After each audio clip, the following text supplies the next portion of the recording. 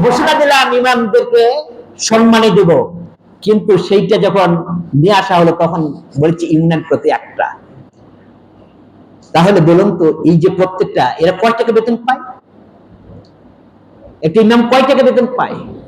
এই পল্লীগ্রামে 5,000, 7,000, 10,000, 500 টাকা, 600 টাকা করে এই রোজার মধ্যে নষ্ট করলো। এটা কি ব্রেনের মধ্যে ধরে না? আপনি তো আছেন, সমাসীন হয়ে আছেন, আপনি আপনার মতো বহু ফ্যাসিলিটি পান, কিন্তু ইমামের কয়টা ফ্যাসিলিটি পায়? আমরা এমন এক জায়গায় চাকরি করি, সময়ের যদি 5 মিনিট পরে আসি, পরের দিনে আমার পরের ওয়াক্তে আমার চাকরি থাকবে না। এইটার জন্য আবার কমিটি তৈরি করতে হয় না? আপনার এমন অফিস আছে 11টার সময় মন্ত্রী গিয়ে সে অফিস খোলা পায় না, দরজা ক্লোজ। এখানে যদি 5 মিনিট, আজানের 5 মিনিট হয়ে যাচ্ছে, সময় পার হয়ে গেছে, এরপর যদি মুয়াজ্জিন বা যিনি দায়িত্বশীল তিনি আসলে বলেন তো আপনারা তার চাকরি রাখবেন? এটা এমন একটা পাবলিক ফাংশন যেখানে কোন রকমের ত্রুটি করার উপায় নাই, সেটার জন্য আবার সিরিয়াল করতে হয়। প্রত্যেকটা ক্ষেত্রে পরিসংখ্যান ব্যুরো আছে না, পরিসংখ্যান, এখানে সবগুলো তথ্য আছে, কোন গ্রামে কতটা মসজিদ আছে, এর জন্য আবার এইটা দরকার। গত মাসের ফেব্রুয়ারির 24 তারিখে বাংলাদেশের ইসলাম ফাউন্ডেশন থেকে একটা নোটিশ জারি করা হয়, গোটা বাংলাদেশের যতগুলো মসজিদ আছে এই মসজিদকে আনামকিকায় সিরিয়াল করার জন্য, আমাদের জানার জন্য আমরা এত তারিখ, মার্চ মাসের 2 তারিখের মধ্যে এই ইমেলে অ্যাপ্লিকেশন জমা দিতে হবে, সব দিয়ে গেছে। সেই জন্য কি কারণে ওখানে ইমামদেরকে ঈদের আগে ঈদ বোনাস যাই হোক, যত সামান্যই হোক, প্রধানমন্ত্রীর তরফ থেকে দেওয়া হবে। যতটুকু মসজিদ কমিটির আগ্রহ তার চেয়ে 100 গুণ আগ্রহ যত ইমাম, মুয়াজ্জিন, খতিব আছে তাদের। কে কোন কম্পিউটারে গেছে, কোথায় গেল, সভাপতির কাছে যাচ্ছে, সেখানে আবার সিল মারা, আবার সেটা কম্পিউটার কি বলে যে ইসলাম ফাউন্ডেশনে জমা দিচ্ছে, একটা হযবরল অবস্থা। যাই হোক, সবাই মোটামুটি জমা দিল। কোন কোন ব্যক্তি যারা বোঝে নাই তার 400-500 টাকা পর্যন্ত খরচ হয়ে গেছে। 2 তারিখের পর তার নাম কি সংবাদ পাওয়া গেল, প্রেস সচিব যিনি তিনি বললেন যে আমরা পাইলট স্কিম হিসাবে প্রত্যেকটা ইউনিয়ন থেকে একটা করে মসজিদ নিব, যাদের ইমামদেরকে 5,000 টাকা, খতিবদেরকে 3,000 টাকা, আর মুয়াজ্জিনদেরকে 2,000 টাকা করে প্রত্যেক মাসে ভাতা দেব। আর এইটা ঈদুল ফিতর এবং ঈদুল আজহা 1,000 টাকা করে বোনাস দেওয়া হবে। বর্তমানে 4,906টি বা 8টি গোটা বাংলাদেশে মসজিদকে এই প্রকল্পের আওতায় নিয়ে আসা হবে।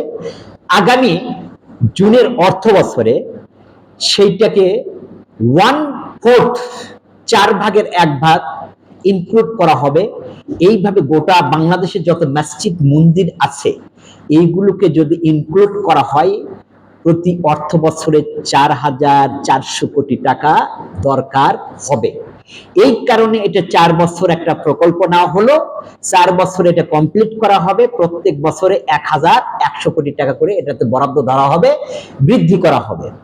কিন্তু আমার ব্রেনে ধরে না যে এই কয় মাসের জন্য লাগবে 27 কোটি, যেই 4,906টি এবং মন্দির টন্দির প্যাগোডা যতগুলো আছে, 98টি না 78টি প্যাগোডা, এগুলো সব মিলে এই অর্থ বছরে অর্থাৎ 25-26 অর্থ বছরে 27 কোটি 13 লক্ষ টাকা প্রয়োজন। উনি আবার বলতেছে আগামী অর্থ বছরে 1,100 কোটি টাকা লাগবে। তাহলে এই 27 কোটি 13 লাখ টাকা এই কয় মাসে যদি লাগে, এইটাকে কি বাদ দিয়ে 1/4 করবে না এইটা সহকারে 1/4 করবে? বলেছে আমরা এই টাকাগুলো ইসলাম ফাউন্ডেশনে সোনালী ব্যাংকের অ্যাকাউন্টে দিব। দিয়ে কি করব? যেন হাতে হাতে দিলে দুর্নীতি হয়। তাহলে দুর্নীতির পথগুলো আপনারা তৈরি কেন করেছেন? আর প্রতিটা যে নোটিশ দেয় প্রত্যেকটাতে একই কথা, প্রধানমন্ত্রীর নির্বাচনী ইশতেহার। এ ভাই একবার বললে হয়, বারবার এই কথাটা কেন বলতে হবে? সারা জীবন গোলামি করে আসছো, আবারও গোলামি করতে হবে? এই কথাগুলো যখনই বলে তখন এইরকম। এবং এর জন্য যে ইউনিয়ন প্রতি একটা করে নিবে, বা পরে যে 1/4 মানে 4/1 নিবে, এর জন্য একটা কমিটি করা আছে। কমিটির প্রধান থাকবে নির্বাহী অফিসার, অর্থাৎ উপজেলা নির্বাহী অফিসার। এরপর হচ্ছে সমাজসেবা অধিদপ্তরের একজন অফিসার, আর ইসলাম ফাউন্ডেশনের একজন অফিসার। এই তিনজন এটা সার্ভে করবে। আমার প্রশ্ন এগুলো নয়, আজ বাংলাদেশে কতগুলো মানুষ আছে তার তথ্য পরিসংখ্যানের কাছে আছে, কতগুলো হাই স্কুল আছে তার তথ্য আছে, কতগুলো মাদ্রাসা আছে তার তথ্য আছে, আর মসজিদের তথ্য নাই। ইমামেরা কয় টাকা বেতন পায়? এর জন্য এই রোজার মধ্যে কেন এত টাকা আপনি এটা ইমামদের নষ্ট করালেন? করোনার পর সবাইকে যদি 1000 টাকা করে দিতেন তাহলে ওরাও একটু শান্তি পাইতো। আপনি এটি পাইলট স্কিম করে একটা সং সাজাইছেন না? এইটা একটা গেল। দ্বিতীয় কথা, এই আয়াতের ব্যাখ্যায় আসি। এখানে বললেন ইবাদি, আল্লাহর কতটুকু পাওয়ার, লা তাকনাতু মির রাহমাতিল্লাহ। পৃথিবীর যতগুলো মানুষ আছে সকল মানুষ একবারে যদি তার কাছে ক্ষমা চায়, সবাইকে একবারে ক্ষমা করে দিবে, এটাতে কোনো সন্দেহ নাই। কিন্তু আমার আপনার এই দেশের সরকার, আমরা যারা আছি, আমরা মুখ দিয়ে যতই বলি না কেন, একবারে কোনো কাজ করা সম্ভব নয় যেমনি ভাবে ইমামদের হচ্ছে। 4 বছরেও এটা সম্পূর্ণ আল্লাহ করাবেন কিনা আল্লাহ তাআলাই ভালো জানেন। আল্লাহ যদি খালি বলে কোন হয়ে যাও, হয়ে যাবে।